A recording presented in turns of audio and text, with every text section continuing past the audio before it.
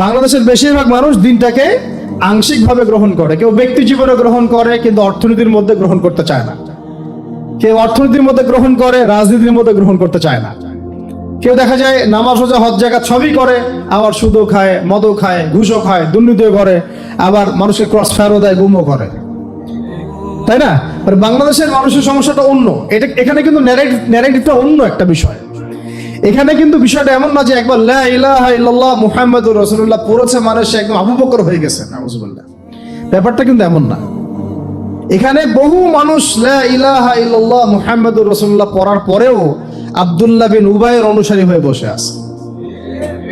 বুঝাতে পারছে কথা? তা আমাদের দেশের প্রেক্ষাপটটা আবার কিন্তু ভিন্ন। এটা কিন্তু সিরিয়া না, এটা কিন্তু আপনার প্যালেস্টাইন না, এটা কিন্তু আফগান না যে আপনি এখানে একজন কালিমা পড়া মুসলিমকে চোখ বন্ধ করে বলতে পারেন যে সে ব্যক্তি জান্নাতের সার্টিফিকেট প্রাপ্ত, নাউজুবিল্লাহ। চোখ বন্ধ করে বলতে পারেন সে প্রকৃত মানে বিশুদ্ধ আকীদার অনুসারী, বিশুদ্ধ মানহাজের অনুসারী। চোখ বন্ধ করে আপনি বলতে পারবেন না, যদিও সে ব্যক্তি লা ইলাহা ইল্লাল্লাহ পড়েছে।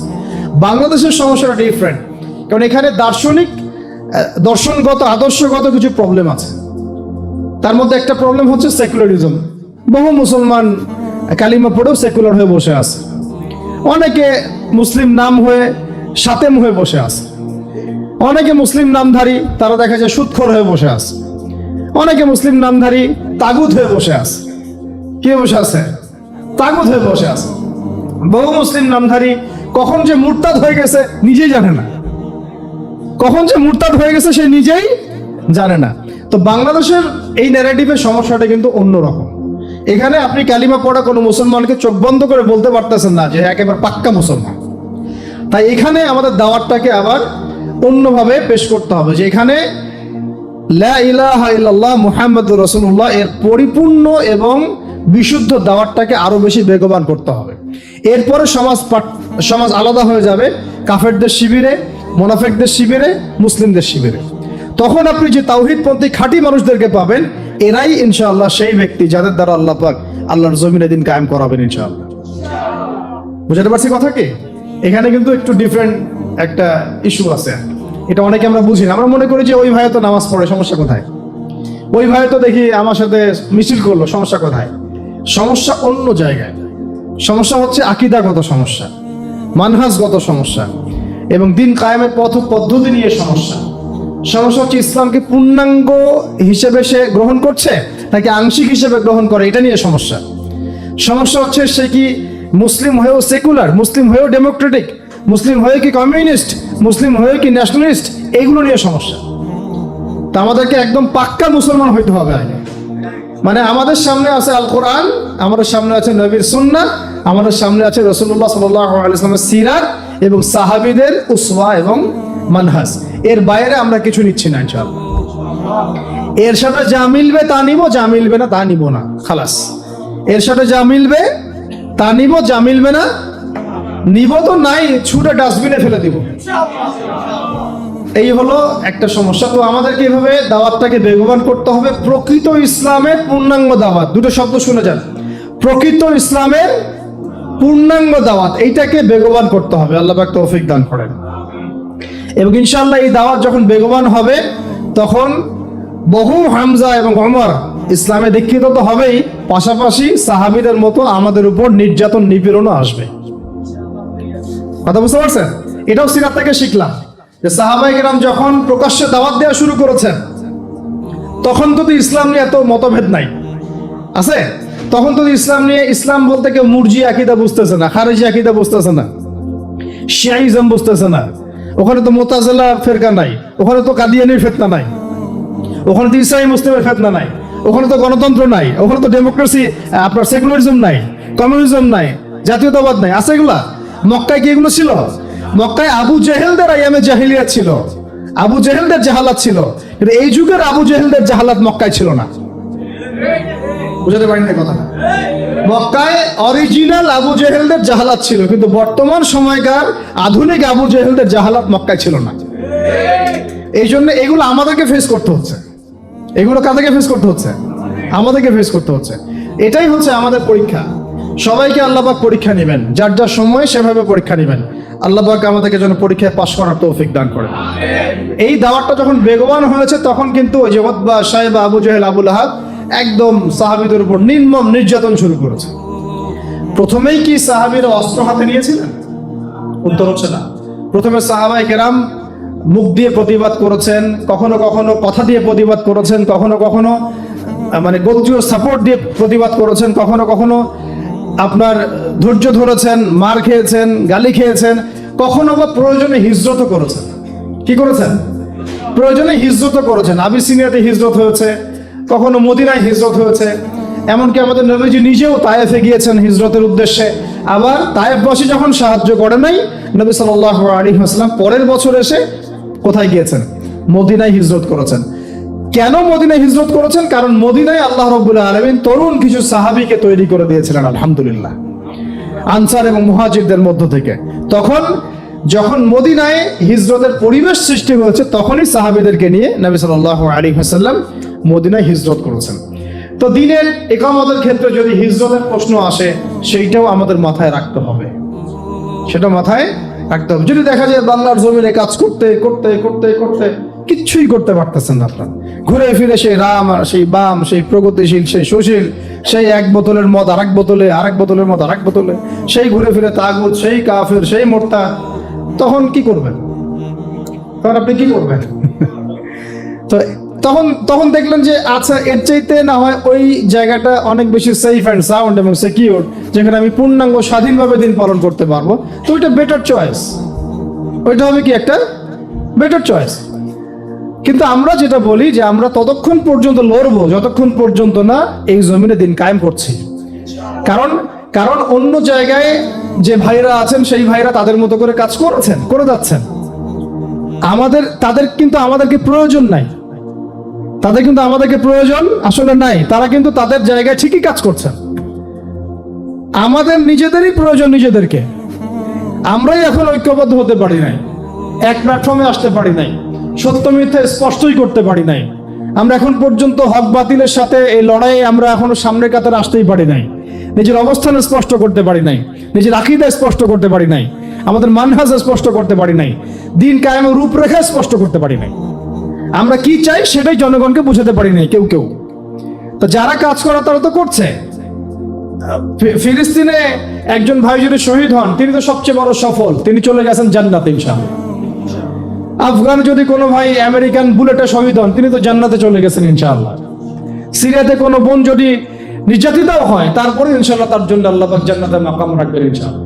কথা হচ্ছে আমি আমার অঞ্চলে কি করছি, কথা হচ্ছে কি আমি বা আমরা আমাদের অঞ্চলে দিন কায়েমের জন্য কি করছি, আমাদের কর্মসূচি কি, আমাদের পদক্ষেপ কি, আসলে কি করছি আমরা, নাকি সব ভার্চুয়ালি করছি, হাওয়ায় হাওয়ায় করছি, আসলে বাস্তবে তেমন কোনো ইম্প্যাক্ট নাই, আসলে বিষয়টা কোনটা, এইগুলো নিয়ে আমাদেরকে ভাবতে হবে।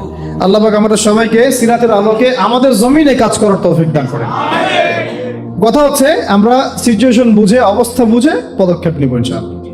তবে এই দাওয়ার ব্যাপারটা কখনোই থেমে থাকবে না, দাওয়ার ব্যাপারটা কখনো থেমে থাকবে না। যা হোক হয়ে যাক, দাওয়াত চলতে থাকবে ইনশাআল্লাহ। এবং দাওয়াত যদি পূর্ণাঙ্গ হয় এবং পরিপূর্ণ হয়, তাহলে কি আসবে? সাহাবায়ে কেরামদের মতো বাধা বিপত্তি আমাদের উপরে আসতে পারে। যদি এসে যায়, সেক্ষেত্রে আমাদেরকে সবর করতে হবে, কখনো কখনো হিকমা অবলম্বন করতে হবে, কিন্তু মাঠে টিকে থাকতে হবে, মাঠে টিকে থাকতে হবে। আল্লাহ পাক আমাদেরকে টিকে থাকার তৌফিক দান করেন। এরপরে খেয়াল করে দেখেন, সিরাতের আলোকে সাহাবায়ে কেরাম এক পর্যায়ে চলে গেলেন কোথায়? মদিনায়। কোথায়? তার মানে কোনো অবস্থাতেই যখন মক্কায় টিকতে পারলেন না, তারা বাধ্য হয়ে তারা কোথায় চলে গেলেন? কার নির্দেশে? আল্লাহর নির্দেশে। কি কেন গেলেন? কারণ মদিনায় কিছু তরুণ সাহাবী আওস ও খাজরাজ গোত্রে তারা ইসলাম কবুল করেছেন। সুবহানাল্লাহ। প্রথম দফায় 6 জন, তারপর 12 জন, তারপর 75 জন। কতজন? এবং এই 75 জন কিন্তু ভাই যেমন তেমন মানুষ ছিলেন না। এই 75 জন ছিলেন তৎকালীন সময় ওই অঞ্চলের, অর্থাৎ ওই মদিনার ইয়াসরিবের, মদিনার নাম কি ছিল? ইয়াসরিবের সবচেয়ে প্রভাবশালী পরিবারগুলোর মধ্যে অন্যতম। সাদ বিন মুআয রাদিয়াল্লাহু আনহুর এক কথায় অনেক কিছু হতো। তারা কিন্তু যেমন তেমন ব্যক্তি ছিলেন না, XYZ ছিলেন না, তারা ছিলেন প্রভাবশালী ব্যক্তিত্ব। ধরেন মালয়েশিয়া একটা গভর্নমেন্ট আছে, ধরেন মালয়েশিয়ার গভর্নমেন্টের কি প্রভাব নাই? তিনি যদি বলেন যে আমরা বাংলাদেশ থেকে 100 জন দায়ীকে এখানে সিকিউরিটি একটা জায়গায় দিব, পারেন কি না? তিনি কি পারেন কি না? তো এই কথাটা কি আমি বলতে পারবো? কারণ আমার সেই যোগ্যতা, সেই ক্ষমতা নাই। সাদ বিন মুয়াজ রাদিয়াল্লাহু আনহু ছিলেন ওই রকম একজন মানুষ যিনি এভাবে বলতে পারতেন, ইয়া রাসূলুল্লাহ, আপনি আপনার সাহাবীদেরকে নিয়ে আমাদের অঞ্চলে চলে আসেন, কি হয় আমরা দেখবো ইনশাআল্লাহ। এইভাবে কি আপনাকে বলার মতো মানুষ কি আছে কিনা ডানে বামে? আপনি নিজের ঘরের মধ্যেই তো নাই, নিজের ঘরেই তো নাই। কয়জন আপনাকে এভাবে মানে অভয় দিবে যে হ্যাঁ ইসলামের প্রকৃত বাণী প্রচার করো, আমি তোমার সাথে আছি? কার কলিজা আছে? কতজনের কলিজা আছে? কথা হচ্ছে এই। সাদ বিন মুয়াজ রাদিয়াল্লাহু আনহুর সাথে আরেকজন সাহাবী আছেন, উনিও সাদ রাদিয়াল্লাহু আনহু। তো ওই সাদ রাদিয়াল্লাহু আনহু ছিলেন আরেকটা গোত্রের সর্দার। তো এরকম বহু বরেণ্য সাহাবী, মুসআব বিন উমাইর রাদিয়াল্লাহু আনহু যখন হিজরত করে গিয়েছেন, তখন এই সাহাবীরা তাকে প্রোটেকশন দিয়েছেন, নিরাপত্তা দিয়েছেন, এবং তিনি নির্দ্বিধায় মদিনায় দাওয়াতের কাজ করতে পেরেছেন। তখনই কিন্তু 75টা ফ্যামিলি ইসলাম কবুল করেছে। সুবহানাল্লাহ। এইরকম অনেক সাহাবী আনসারদের মধ্যে, মুহাজিরদের মধ্যে। কথা হচ্ছে যে হিজরত করতে পারলাম কখন? যখন আমরা দেখলাম একটা অঞ্চলের মাশাআল্লাহ বরেণ্য মানুষগণ, যাদেরকে ওই সমাজে মান্য করা হয়, তারা ইসলাম কবুল করেছেন। এই মুনাফিক মার্কা ইসলাম না, প্রকৃত ইসলাম। এবং তারা এমনভাবে দিন কবুল করেছেন, তারা আল্লাহ রসুলের হাতে বায়াত করেছেন যে আপনি আপনার সাহাবীদেরকে এখানে চলে আসেন, আমরা আপনাকে এবং আপনার সাহাবীদেরকে সেইভাবে নিরাপত্তা দিব যেইভাবে আমরা আমাদের সন্তান, আমাদের স্ত্রীদেরকে নিরাপত্তা দিই। বিনিময়ে আমরা কি পাবো ইয়া রাসূলুল্লাহ? নবীজি বললেন যে আল জান্নাহ, তোমরা জান্নাত পাবে। কিভাবে? জান্নাত পাবে। সেখানে হিজরত হলো। হিজরত হওয়া মানে হচ্ছে মদিনায়, দেখেন অনেক কথা বলে, মদিনায় কিন্তু মুসলিমরা সত্যিকার অর্থে সংখ্যাগরিষ্ঠ ছিল না কখনো। অনেকে মনে করেন যে মদিনায় মনে হয় আমরা সংখ্যাগরিষ্ঠ ছিলাম। কথাটা কিন্তু পরিপূর্ণ সঠিক নয়। মদিনায় ইহুদিদের 3টা বড় বড় গোত্র থাকতো। একটা বনু কোরাইজা, অনেক সংখ্যায় তারা। বনু কাইনুকা, এরাও অনেক সংখ্যায়। বনু নাজির, এরাও সংখ্যায় অনেক। বাংলাদেশে কি 3টা ইহুদি গোত্র আছে এখনো? আছে কি? নাই। সৌভাগ্য, আল্লাহ পাকে শুকরিয়া আদায় করেন যে বাংলাদেশে ইহুদি নাই, আলহামদুলিল্লাহ। তবে ভিতরে ভিতরে কি হচ্ছে আমরা তো জানি না। ভিতরে কি হচ্ছে আমরা জানি না, কিন্তু বাহ্যিক ভাবে যেটা দৃশ্যমান সেটা কথা বলছে। ওখানে মদিনায় নবী সাল্লাল্লাহু আলাইহি ওয়াসাল্লাম হিজরত করে গিয়েছেন সাহাবীদেরকে নিয়ে। ওখানে দেখছেন বনু কোরাইজা, বনু কাইনুকা, বনু নাজির, 3টা বড় বড় গোত্র। পাশে আছে খায়বার, খায়বারে আবার একটা বড় ইহুদি গোত্র। 4টা গোত্র বড় বড়। আবার মদিনায় আছে আব্দুল্লাহ বিন উবাইয়ের অনুসারীরা, মুনাফিক, মুখে ইসলাম কবুল করেছে, মন থেকে করে নাই। ওদের শত্রুতা নবী সাল্লাল্লাহু আলাইহি ওয়াসাল্লামের সাথে। কারণ আব্দুল্লাহ বিন উবাইকে ওই আওস ও খাজরাজ তারা মিলে মদিনার প্রধান বানাতে চেয়েছিল।